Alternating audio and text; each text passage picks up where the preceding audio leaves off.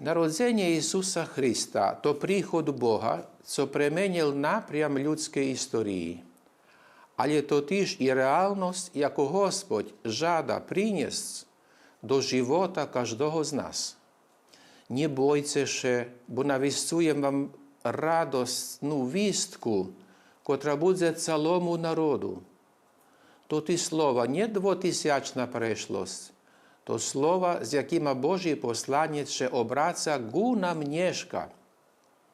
Nie bojmy się u tym świecie ciemnoty i beznadzieji, bo Gospodź przychodzi, żeby przynieść światło i nadzieję do zmerku ludzkiego bólu i cierpienia, żeby zograć nasze serca z ogniem Bożej lubowi i dobroty, żeby zadowolić duchowne namagania i tugu za prawdziwymi wrednościami.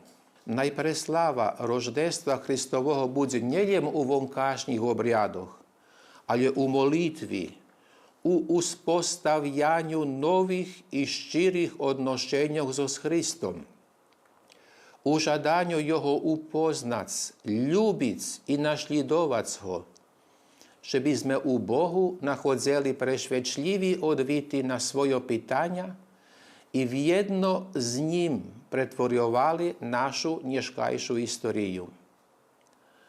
Найзо знову силу odгукую слова ангела «Слава на висотах Богу, а на землі мир людям, котрих Він любить. Христос рождається, славіте Його».